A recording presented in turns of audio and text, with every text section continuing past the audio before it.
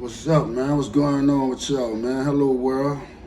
How y'all doing out there, man? This is day 2 of my YouTube channel, Ripper, aka Skip Out the Mouth. And the title of today's video is Getting to the Facts. Getting to the facts.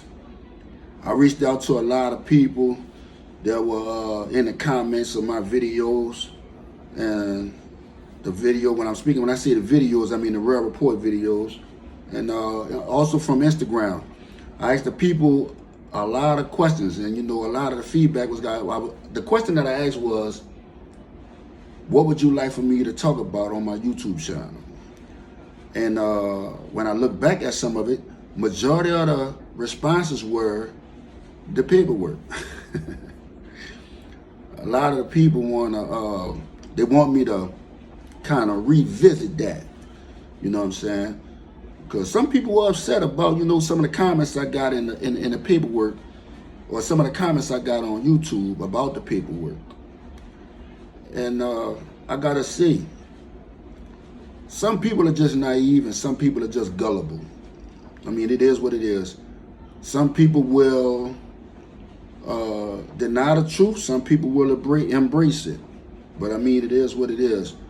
It's up to those individuals, and they have their own opinion about whatever people decide to post on YouTube or Instagram or whatever it may be. But for me, it's amazing to me how I see some people will embrace a lie before they embrace the truth. But some people don't know the difference. That's why you have to pull up that black and white and show them the difference. Call myself doing that. Apparently some felt some kind of way about it and feel like it was cap. Let me explain something to y'all, my boy. Well, ladies and gentlemen, I don't even like caps. I can count on one hand the number of caps that I own. I have no reason to cap or lie. I don't believe in that. I'm a real person, I'm a real dude, and I don't believe in capping. What do I need to cap for? Like, what will I gain by capping? Like, how will that benefit me by capping to y'all about something that y'all don't know about? I'm telling y'all the truth about a situation that occurred, so there was no need for me to cap. Some people would believe that in the story that I told about the incident that happened or transpired that day in Iberville, when I said that gangster ran with his gun. Okay, I'm gonna address this right quick. How could you believe that gangster ran, but won't believe he ran with a gun? Because he admitted, he came back and responded to that video and admitted that he ran to the police station and got escorted back. You will believe that he ran, but won't believe that he ran with a gun. Well, I mean, let's use common sense. We're talking about a well-known stepper, a well-known killer. You mean to tell me you believe that in particular day he didn't have a gun on it? Really? What made that day so special? He didn't have a gun that day. This dude known for carrying multiple guns. I've even heard he had 2-3 guns on him. I mean, but this is the hype that people get into. He might have had 1 gun, might have had 2, I don't care. But this in particular day, he had a gun, ladies and gentlemen, and he ran to the police station with it.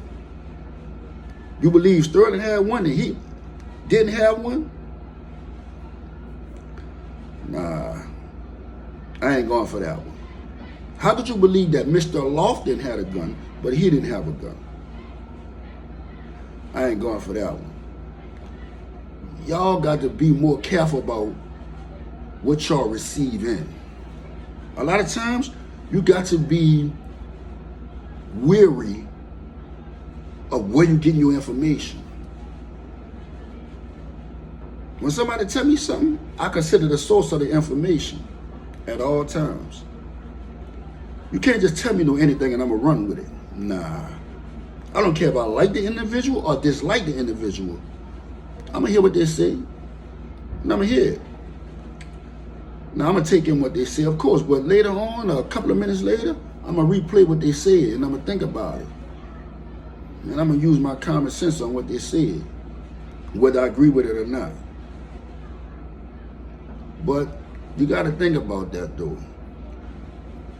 A well-known dude that's known for killing people in another project other than their own, you don't think he's going to have a gun on him everywhere he go? No cap. Terrence Gangster Williams ran with a gun on him. Like I said, what am I getting from lying to y'all? I don't need that. I don't need no accolades, no pat on the back.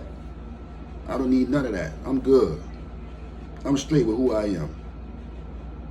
So, when I say to you that Mr. Williams, a well-known stepper, ran with his gun, he did. Now, you can do with it as you please. I've addressed it. I've told it to you guys, and that's it. Now, Mr. Williams went on this real life interview and said that he signed an affidavit so I could get 5 years. Let me address that. Again, I would like for y'all in the social media world to use your common sense. A dude in the streets, well-known stepper, signed an affidavit. You telling me he signed an affidavit for his enemy/ops so they could go home? That sounds so far-fetched to me. It's ridiculous. I was charged with first-degree murder. The charge was broken down to second-degree murder. Then the charge was broken down to manslaughter. Reason being, not because Mr. Williams signed an affidavit. I had witnesses show up in court to verify my story and my side of what happened that day. 2 came to court, the other 3 signed affidavits because they were afraid of retaliation.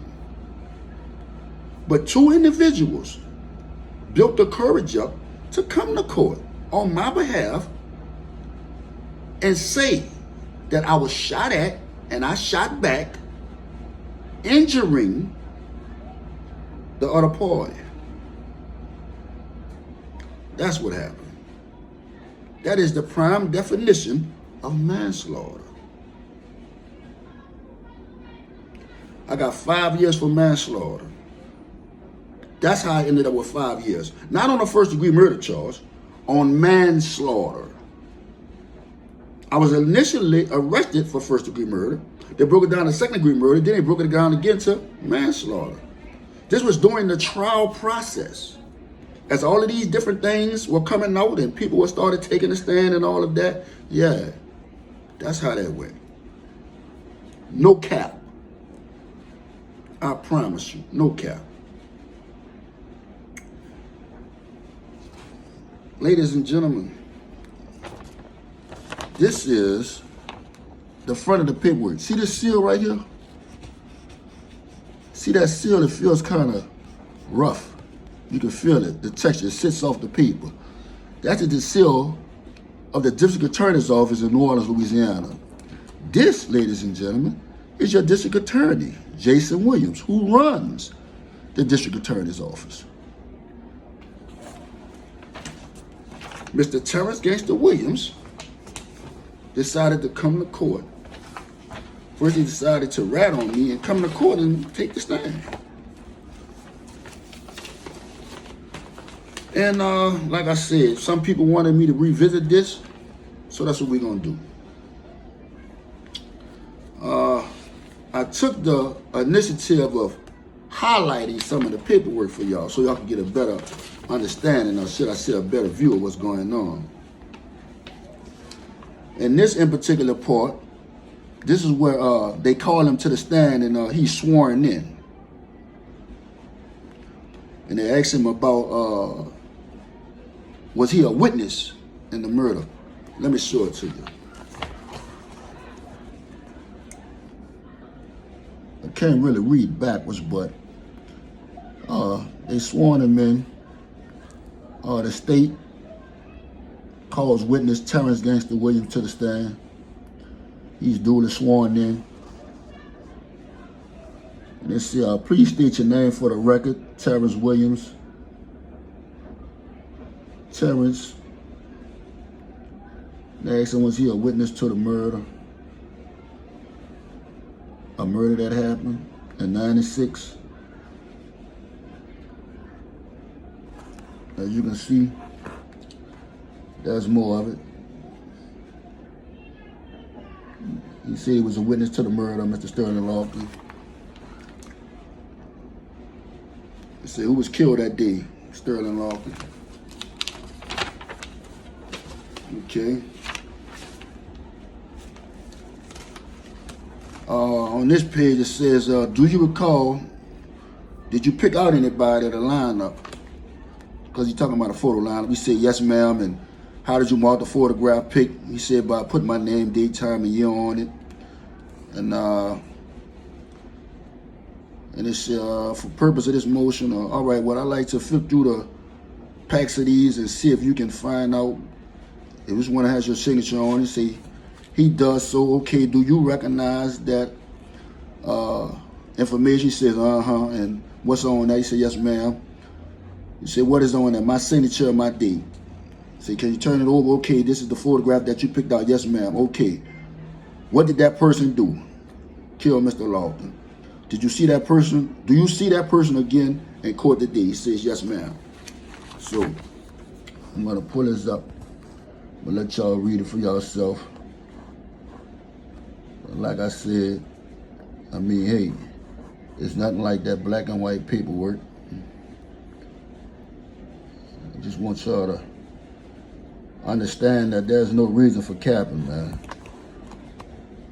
I want y'all to really see what's going on and make that determination on your own of what's popping with Mr. Terrence Gangster Williams. I'm kind of moving the paper slow so y'all can like kind of read everything on here. Trying not to put it too close. I want y'all to really see what's going on. So at the bottom it said, did you see that person in court today? He says, yes, ma'am. And it says, could you tell us where he is? With the white shirt, the second one. Let the record reflect proper identification of the defendant. Now, I was sitting on a bench. There were 5 people. It was a guy with an orange shirt on, me with a white t-shirt on, 2 more guys with orange shirts on, and the last guy had a white shirt on. So, orange, white, 2 orange, white. So that's how that went. After that, they asked him, did he speak to the police when the murder originally happened back in '96? He said, yes. Okay, at that time, did you tell them that you could identify the person? He said, no. And why was that? He says, because I wanted revenge. Did you see the person who committed the murder again after the murder was committed? Yes, ma'am. All right. And about how long after that? About a week or 2. And did you speak to him at that time? So that's what's highlighted. First is going to highlight, you know what I'm saying, could you tell us where he is? Could you tell us where he is? This is when he identifies me. He picks me out sitting down on a bench. He picks me out as I'm sitting down on a bench. He said the second one with the white shirt. And down here, it goes into the other stuff where he, when they asked him, did he speak to the police back in '96? And he told them, yeah, he spoke to him, but he didn't identify me because he said he wanted revenge. Okay?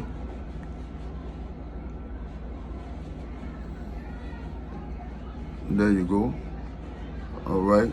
I hope y'all got all of that. All right. And they asked him, did he see me? And he said, about a week or two. Said, did you speak to him at that time? He says, uh-huh.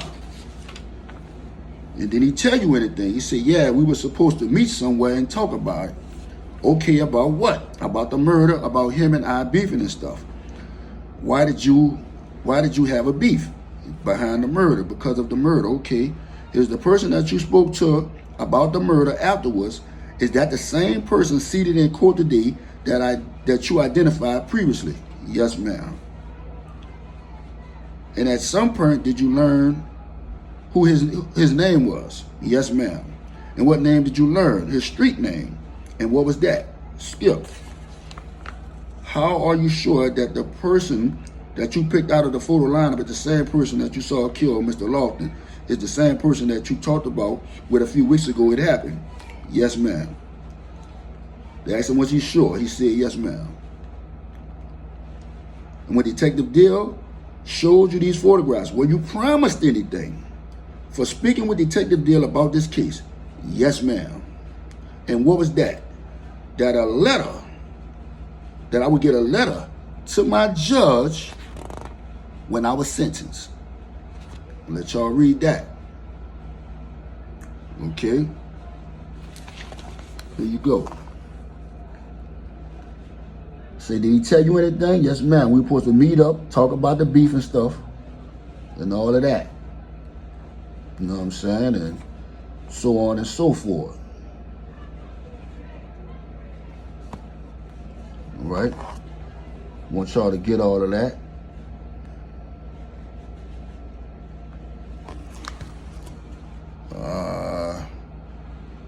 And asking him about some point, did you learn what his name was? And he told him my name. I'm gonna move this kind of slow through here so y'all can read it and kind of get it. Okay. And it goes on to say, after speaking with Detective Dill, that was the detective working the case at the time, when you promised anything? And he said yes. He was promised that a letter would be written to his judge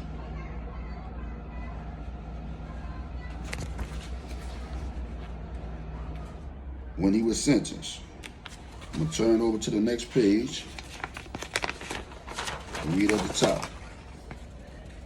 It says, when I was sentenced. Okay. Now, the letter was actually a request. It's called a Rule 35. Rule 35B, to be exact. It is a law now. It is a law. Anytime you rat on something, your time is automatically cut. That's a law now. As you can see, there was a law back then also. Rule 35B. It's where you get your time reduced.